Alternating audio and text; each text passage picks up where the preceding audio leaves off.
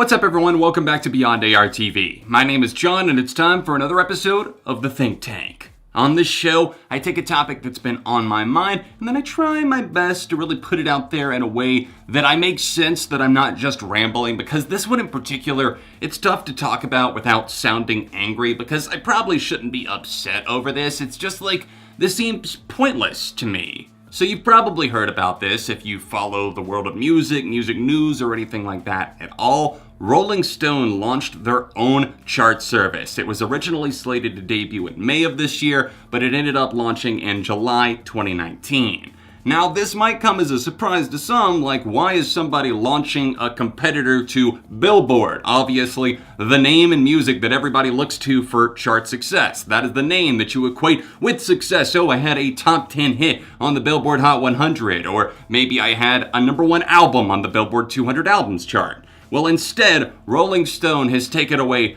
passive listening, not counting the radio, not factoring that in, and they're posting daily charts, but also a weekly recap at the end of the week. This, to me, doesn't make sense. If anything, it just feels like kind of a trending bar on Twitter. To have a daily chart to say, oh, I had a #1 single, it's very misleading, and I feel like some artists are going to misuse that, because what if somebody goes viral just for the night? Maybe it was like a meme used in a compilation somewhere, or it blows up because somebody like Green Shirt Guy, remember that, was just trending on Twitter, and say a song went along with it. Rolling Stone could be like, oh, that's the #1 single, and that artist could be like, oh, I got a #1.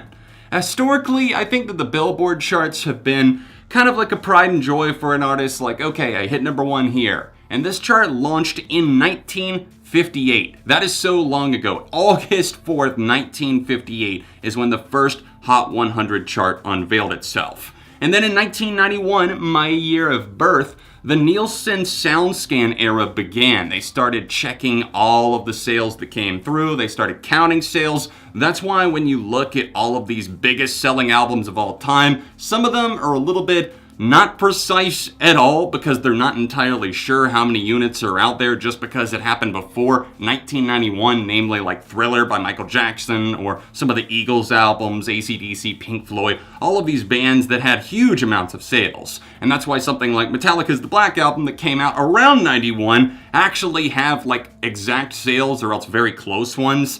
It's a nice way to measure things, and obviously over time, sales have kind of dissipated. Billboard has had to change their chart structure, but for Rolling Stone, it's not like Billboard wasn't compromising. It's not like they weren't rolling with the changing tides. They were including streaming, they were including radio, they were also including YouTube, which is something that Rolling Stone is not doing. If you're not factoring in YouTube, which is definitely not a passive listen, in my opinion. That's something that the listener is sitting down and either watching, or they're going and seeking out, most likely, to play it in the background or something. They're sitting there to focus on a track. I just don't feel that Rolling Stone really has a necessity for a market. I mean, what are they gonna corner the market for stan accounts that are looking to have some sort of justification for, oh, my artist went #1, my fave went #1 here, and yours didn't? Honestly, Billboard is obviously the powerhouse, and competition is definitely a good thing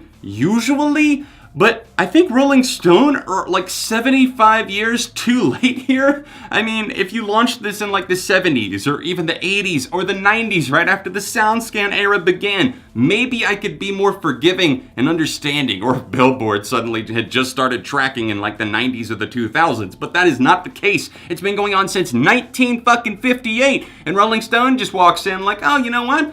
We don't like that. We're gonna change it, we're gonna do it our own way, and we're gonna call all of our charts like the exact same thing as Billboard charts. You know, you've got the Billboard 200, well guess what? We got the Rolling Stone 200, and we got the Rolling Stone Top 100 instead of the Billboard Hot 100. It's just a lot of copying. Obviously, it's not the same exact list. Some of the #1s are the same on Billboard and Rolling Stone, but am I alone in thinking that this is just completely unnecessary? I've been watching this play out for about 2 months now. I almost made a video right away, but I decided to wait. I did get a little bit busy and that swamped me and I forgot about it for a little bit. But I see it every week because I do check Rolling Stone for music news in case there's something that I want to weigh in on for a video.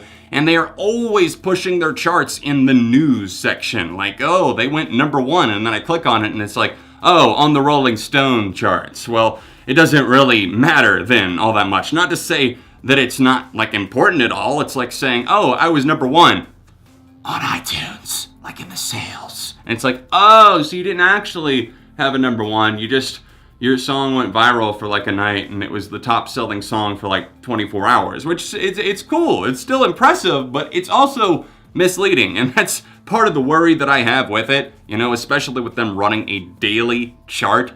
I'm not sure how you guys are feeling though. I would love to pick your brains out there. Do you feel that the Rolling Stone charts are just an unnecessary game that they're leaping into? Did Rolling Stone need to do this? I like the publication overall, although my respect for them, I guess, has wavered some in recent years. It doesn't really bother me all that much with some of the things that they do. But again, this just feels like them moving a pawn onto a chessboard that nobody really asked for. Who was begging Rolling Stone to have a chart alternative? Do you think that there's going to be other copycats as well? Could this spawn more? I really hope not, because already I'm frustrated by this for some reason. Anyways, I realize it's probably nothing to really get worked up over, but I just don't see this lasting in the long run. I don't think that Rolling Stone's chart will have the longevity, especially if they're paying like Buzz Ankle Music or whoever to actually keep up with all the analytics and everything. There's a lot that goes into that. There's a very business savvy side to that market that they're trying to corner. So will they prevail? Or will the analytics just spill over into a bucket and go right back to Billboard? I'm kind of counting on the latter of those things happening, and I'm going to continue only caring about Billboard in terms of like, oh, you had a number one there. But anyways, chime in with your thoughts down below. If there's other topics that you'd like to see me cover in the near future for an episode of The Think Tank or anything else on Beyond ARTV, then please let me know in the comments, drop a like on this video, and subscribe for the love of music. A couple of recent videos right here, socials in the description, and I'll see you soon for more on Beyond ARTV.